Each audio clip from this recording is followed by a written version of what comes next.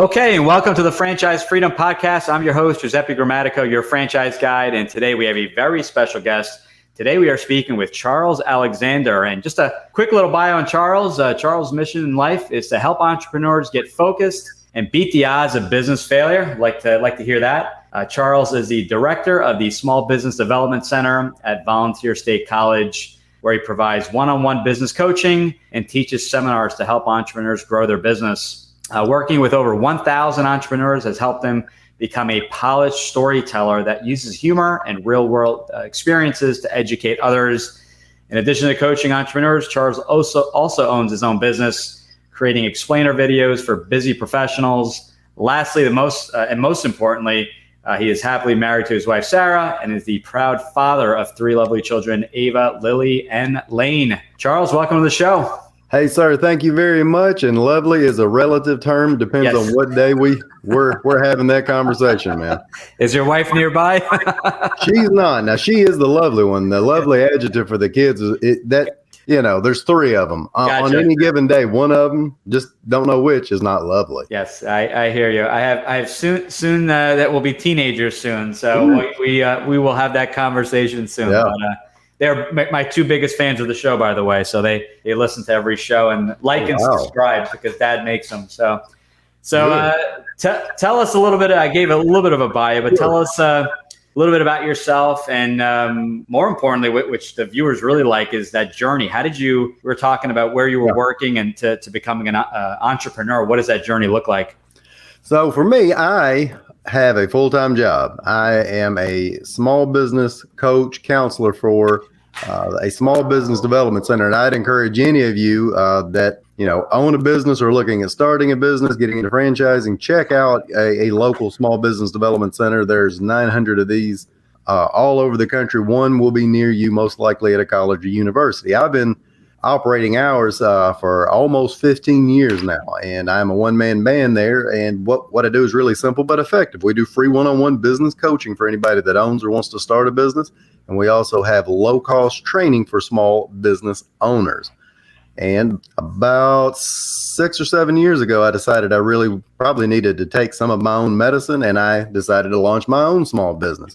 And as you could probably attest to, Giuseppe, that sometimes taking your own advice is very hard. In fact, I think I was my worst client. I even had to go out and get my own business coach to really get moving forward. But I took a small business or a side hustle, and as much as I hate that term, people understand what it means. I took that side hustle to a point now where it's my full-time income, and I work very few hours on it compared to my full-time job, but it's been a lot of fun, a big learning lesson, and has really helped me in how I coach small business owners to begin with. Yeah, because it's the first-hand knowledge, right?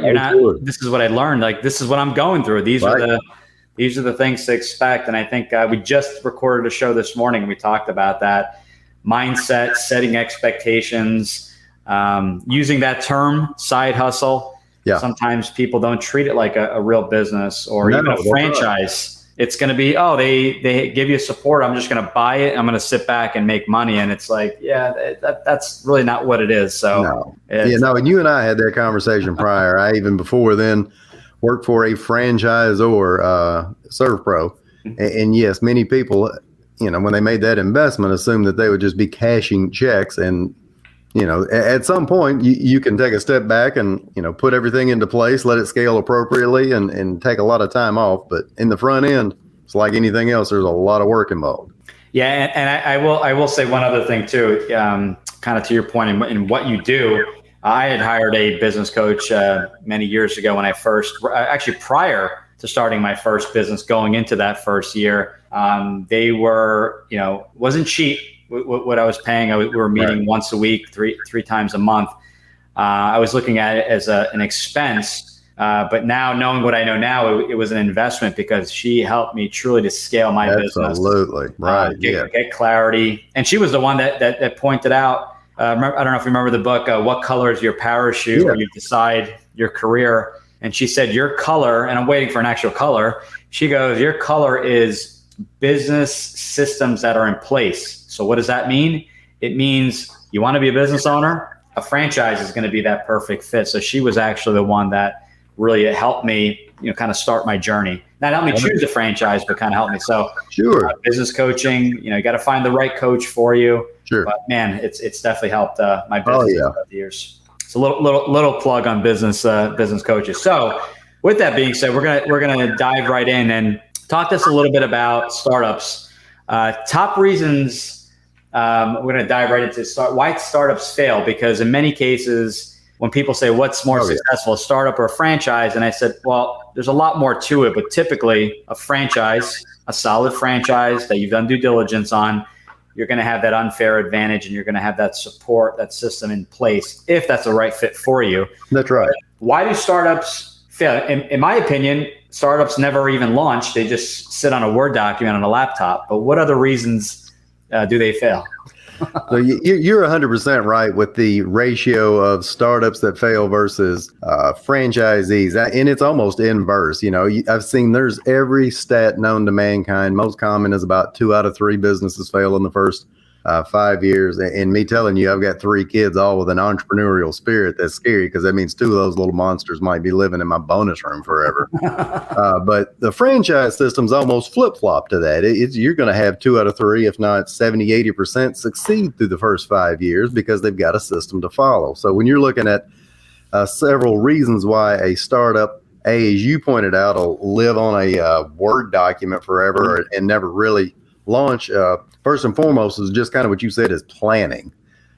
And I think about the analogy, and I've already mentioned a few times that I've got kids. We've been to Disney a couple of times, and the last time my wife decided we needed to go on a Disney cruise, I guess primarily because she wanted to spend one of the kids' college education fund. I don't know which one of them it is yet, but we had a big business owner. Yeah. We enjoyed it, and my wife is a planner. She is our own freelancer. She has her own bookkeeping business, so she loves spreadsheets. When we got ready to go on a cruise, which the point of a cruise is that you don't have to plan or don't have to think, she still had spreadsheet with multiple tabs, color-coded VLOOKUPs of what we were going to wear each night, what characters we were going to be. I was grumpy on Seven and the Dwarfs night. By the time she got done for a 7-day cruise that didn't need any planning, I realized she had put in more time, effort, and energy in planning than most people do in launching a small business. They think about it, talk about it, pray about it, let it consume their mind, but they don't put pen to paper and come up with something that's realistic. I generally tell folks on the first meeting with them, what's your goal? And not just a namby-pamby pie in the sky goal. What's your revenue goal? How much money do you have to make in order to make this thing worthwhile? It's one of the reasons I like working with people that have a side hustle, because they've already got something going there, and they know what it takes to possibly flip it into a full-time business. Right.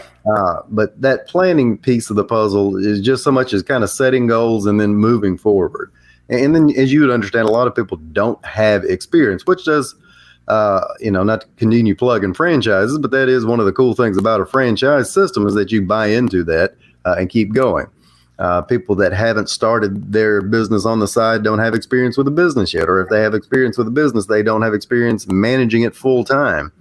And then a lack of capital and cash flow are a huge setback for a lot of people. They just kind of want to run out on a wing and a prayer, which I get that. And that's an entrepreneurial spirit thing to do. I like the folks that are willing to pull the trigger versus just to wait. But I always tell people that, it's kind of I don't know if you call it a Dave Ramsey type of thing, but 3 to 6 months living expenses set aside when you launch a business is not a bad idea. And cracking open your 401k is not necessarily my favorite thing for folks to do either, but that may fit some people. A couple of other things, not building the business to be able to scale, which we can get into more in a few minutes. And then just simple things like not marketing the business consistently or even at all. Mm-hmm. Most people they have this idea that they're going to be just so good that other people can't ignore what they're doing, which I love. And is even a title of a book by Cal Newport, who's a great author, but you're almost in unicorn status when you get to do that. You have to consistently market your business, and you have to be able to punch fear in the face, which is always an excuse. And you hear business coaches talk about fear, and the average person listening to that doesn't really give it much time or thought, because I know what it takes. but the fear is kind of what keeps them from marketing consistently, because they might find out their business idea isn't that good, isn't very tested, and they'll get told no a lot. Yeah, no, I agree. And we spoke with someone about actually it was over the summer.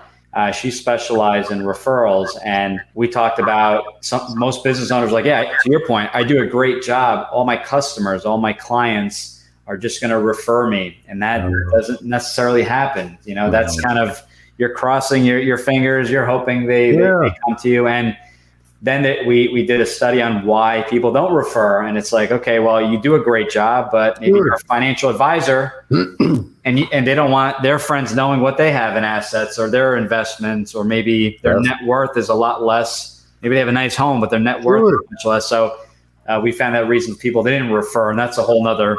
Oh, that's an entire not just podcast show. A podcast could be built on talking about referrals only. Mm-hmm. And you talking about a financial advisor. So my explainer video business targets financial advisors and insurance agents. Mm-hmm. And I have a system in place to try to drive in referrals. And for my business, because it's kind of a high-end cost business, it can be a little bit difficult for them to drive in referrals, primarily because they don't want to necessarily have, even though they might be friends with other financial advisors, they don't want them having a similar product to what they have.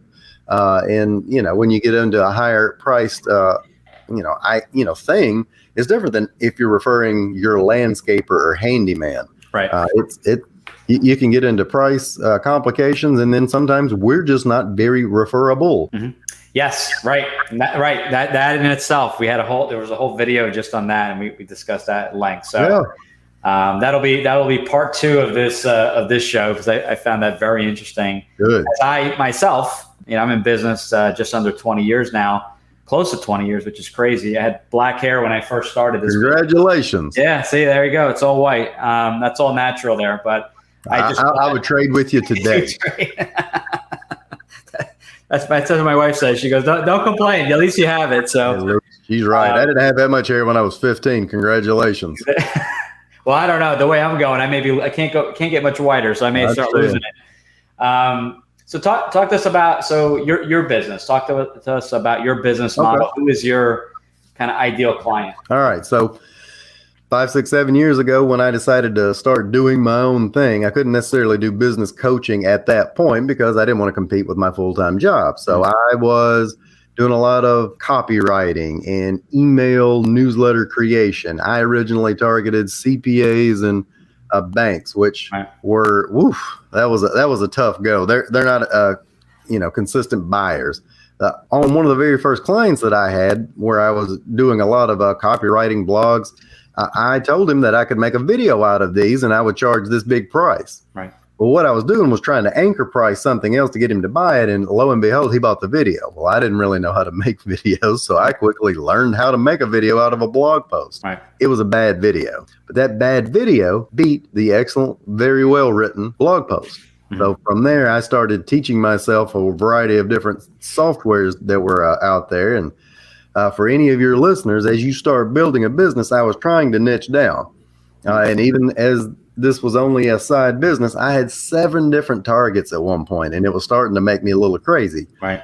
I had attorneys and real estate agents and, mortgage brokers. So after I was, trying to go here and there and everywhere else, I finally took a long look at my list. So any of you that have a side business, you have a list of people already. And even though you feel like and this is a pet peeve of mine. So if I ask, somebody say, hey, who is your targeted customer? Well, our targeted customer could be anybody. We sell hats. So anybody with a head. Right. Oh, that's great. So you have a targeted customer. Maybe they're not in the same industry, but they have common characteristics. Is it age? Is it a location? Is it buying criteria? Are they married? Whatever. Look at them. So mine, it was insurance agents and financial advisors were my best clients and my favorite clients. I'm not either one of those, but I could relate to those folks easily. So I took the plunge and immediately changed every piece of marketing, everything on my website, all of, the content I created, the lead magnets, the funnels, all financial advisors and insurance agents. And I started getting very diligent about getting testimonials from these folks. I got them all. It's pretty easy to do through LinkedIn. Right. And LinkedIn is exactly how I've built my business and maintain it today. not just the content creation, but just reaching out to people on an individual and consistent basis. So each, couple of years there, it doubled and doubled. And then last year during the pandemic is when it doubled one more time. And that last time it doubled, the net income, not the gross, the net income started generating more than I was doing at my full-time business.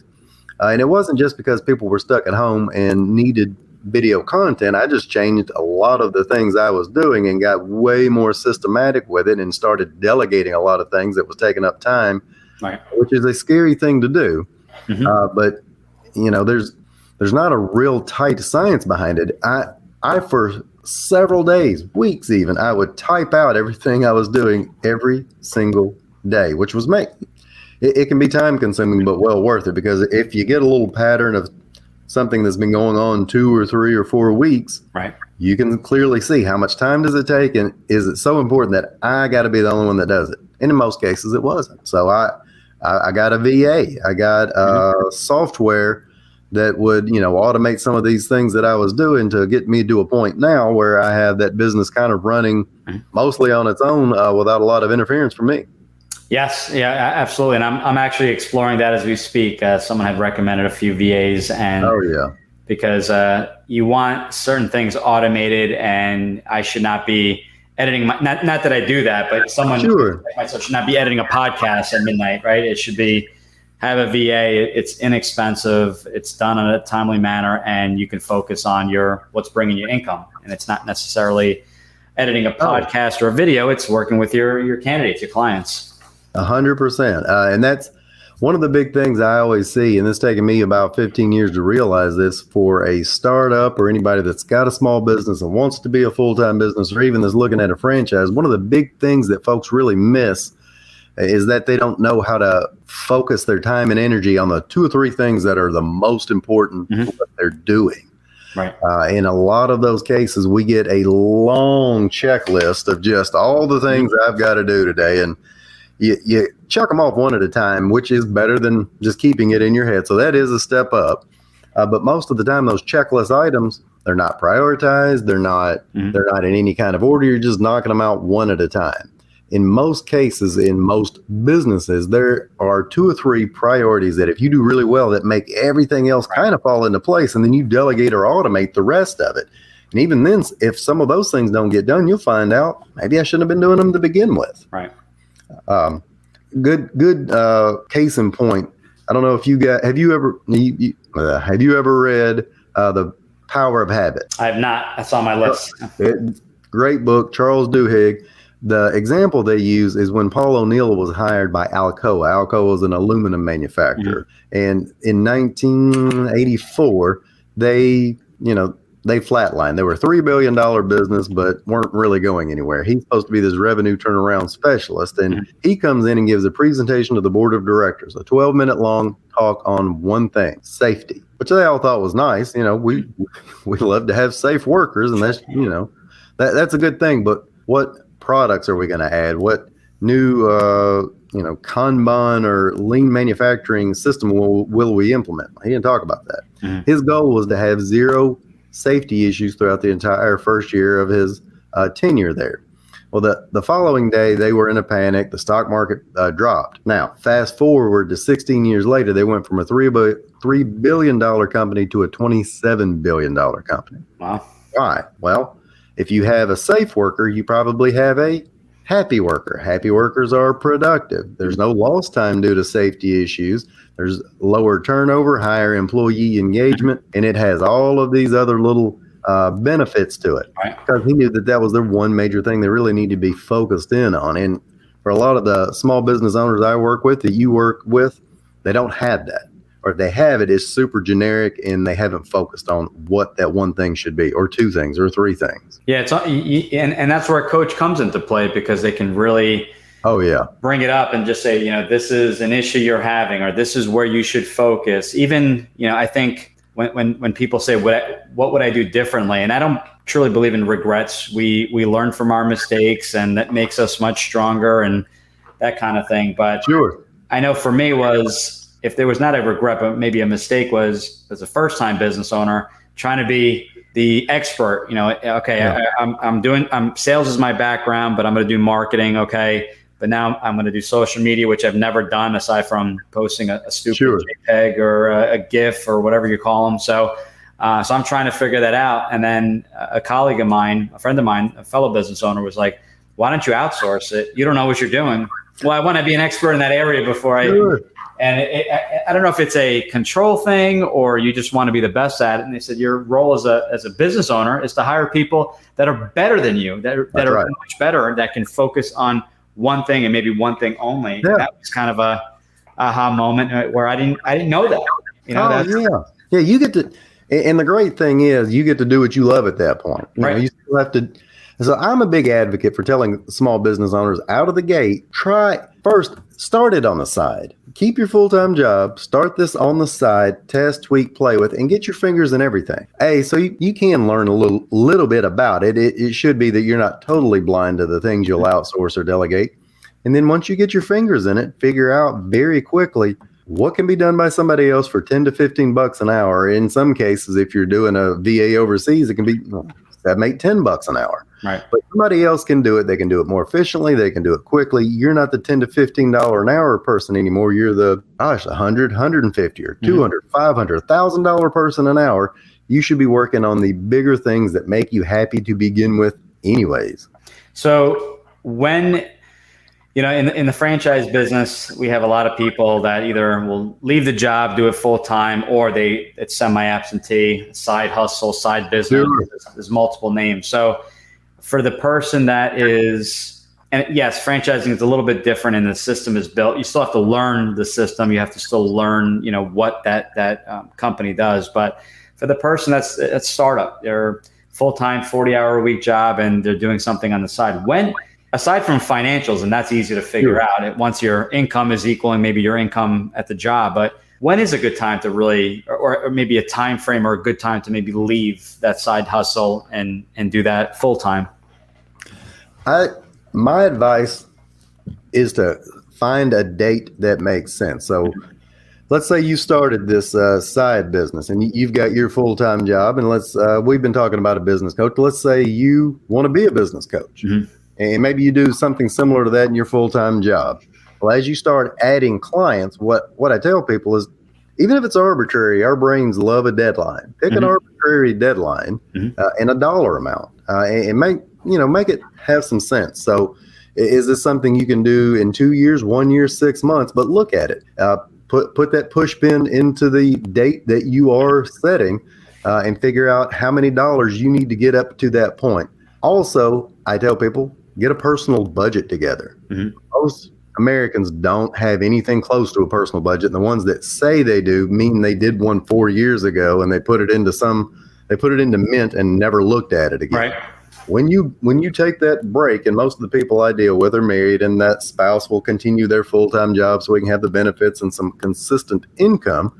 But look at, how much income do I have to keep the bills to keep, the lights on, so to speak. And I don't feel like they always have to match their existing income to take that leap. And in many cases, if you do that, there's something mentally that blocks us. And I don't know what that is, but we can almost never get to that point while we have both going. So can put pen to paper. Can it be 2/3 of it, 3/4 of it, or just whatever? Find out what that dollar amount is, put a date to the calendar, and start working backwards into that. And I don't feel like they have to scream it from the rooftops or tell everybody that they know, because you can get a lot of Debbie Downers that'll explain to you why it's not a good idea. But those are usually people that don't own their own business. Right. But those two things, like you just said, the dollar amount is one, and then just pick a date and start start scaling what you can immediately. Yeah, and that's surprising. When we talked, you said before, and I recommend the exact same thing: 6 months of living expense. Yeah. So do you have savings? You're launching the business, you're leaving your job, and factor in everything: what your mortgage, rent, food costs.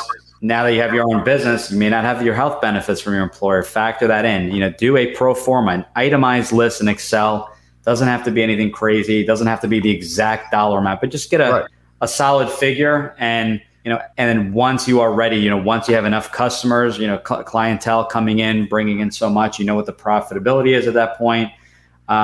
that's when you can make that educated decision. And to your point too, I tell people this.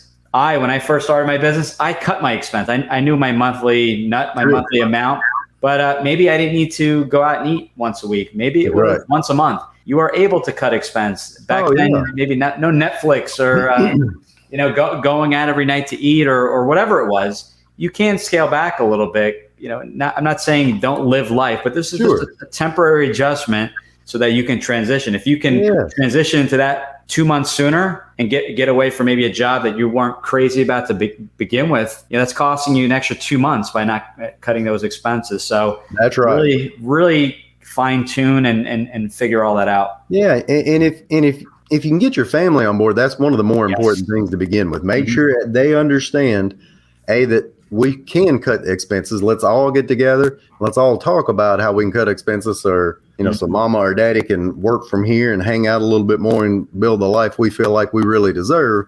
Here's all the things that we can cut. And also, the first couple of years are going to be a little tough. So they also need to know what you will or won't be doing that you would normally have done prior when you had a job. And for some of you, that may mean you don't get to drop off little Johnny at soccer every single time, or you don't pick up Susie from dance, or if you're caught in the sandwich generation and you're helping take care of mom and dad, brother and sister are going to have to get a little more involved. But have those conversations on the front end. It'll make the process smoother. Yes. Include the family. That's we're saying the exact same thing. Sometimes I'll get the husband or just the wife on the phone and I'm like, is there your spouse or your partner, whoever it is, where are they? And they're like, oh, they're supportive. And I go, did you buy, this is not, a $500 or $50. It's a 6-figure deal, man. Six-figure minimum when you factor everything in. And sometimes in the sevens. And I said, did you buy your home? Did you just buy it and tell your husband or wife, I'm going to buy it, and get them involved, but not just to your point, letting the family know, because there's going to be some extra hours dad or mom are going to be working. We may have to cut back. Maybe it's no vacation this summer, but it sounds really basic. I mean, my son was born after I started, so he was a newborn, so he wasn't listening to me anyway. But I'd still talk to him, but he wouldn't respond. Yeah, you really should get your family involved, letting them know what to expect, letting them know why you're doing, and not just, I want to working from home so I can, be at your soccer event. That's right. I became a soccer coach. I said, you know what? Were you good at it? Was I good at it? Yeah. I thought I was. We didn't have a winning season or a few seasons, but I thought I was good at it. But you had fun. Yeah, I had fun. It was fun. So, but telling them like, this is dad or mom is doing that because of this. And I think that's crucial. And most people I talk to, they're like, yeah, that's a good point. I never thought of that. So I like to bring that up. So I'm glad you brought that up. Good deal. What else? What didn't we talk about? We covered quite a few things here. And I mean, obviously there's. Sure. There's 1,001 things. Just a few of the basic things that I want to make sure folks think about is that they niche down as quickly as they can. And when I say niche, I'm here in Tennessee. We say niche. You probably say niche where you are, but the idea is that you're going to focus in on a specific type of customer or something in your industry that you're going to do that's a little different than everyone else. So using myself as an example, when I say I make explainer videos, a quick example of what that is, it's a 90-second animation that somebody can use. Well, there's 1,000,001 uses for that all over the place. I niched all the way down to they're basically just marketing videos for financial advisors and insurance agents. So if you Google financial advisor explainer video, insurance agent explainer video, I'm the dude. Like, I'm the one who fills that niche from top to bottom, basically because I created it. And you don't have to get that tight, but the quicker you can niche down, the much easier your life will be. A couple of other things. And I think we, tapped into the other ones. I really always want to focus in on the dollar and cents stuff wise. Don't hang out at your job forever. Letting a side business just kind of loiter there. Make a plan to exit if that's what you want to do. And then don't do the reverse of that. Don't go full Jerry Maguire, freak out at work, steal the goldfish and get Renee Zellweger and ride off into the sunset without a plan. It worked out for them because it's a movie, but I kind of set that plan into place like we were discussing on the front end. All right. That's not real? Okay, so that was, all right, so do the opposite of Tom Cruise. He can get away with it. He's Tom Cruise. Yeah, he's got that 2 hours to fill, so it always hasn't aged in 30 years. That's awesome. No, I appreciate it. So anyone that would like more information, either more information, wants to reach out and speak with you, what's all your contact information? We'll definitely make sure to include that in the show notes. So for your listeners, I created a giveaway. I have a checklist for taking a side hustle and turning it into a small business. It's very specific. It's got 14 years of experience and it's only a couple of pages. But if you'll go to my website, which is yourcharlesalexander.com/small business, you can sign up for it and get it right there. And then every couple of weeks, I also have other tips and tricks that I email out, easy stuff that you can implement right away, all story-based, all from counseling for years, and a lot of good information for you. You can also find me on LinkedIn, Charles Alexander, but if you'll look for your Charles Alexander, you can find me. But those are two quick and easy ways to get in touch with me or to find me. And then, that's, of course, you can always find your own local small business development center near you. Yeah, I need to take advantage of that. Someone has mentioned that to me, and we don't talk too much about that. Sure. Well, one of a million resources, but should be used. Yeah, absolutely. Now we'll definitely make a note of that. We'll add that all to the show notes. Charles, I really appreciate your time. Learned a lot. It sounds like we say a lot of the same things, which is kind of cool. I'm not the only one saying this stuff, but again, it was a pleasure having you, and looking forward to future conversation. Thank you so much, and you guys have a great day. Thanks.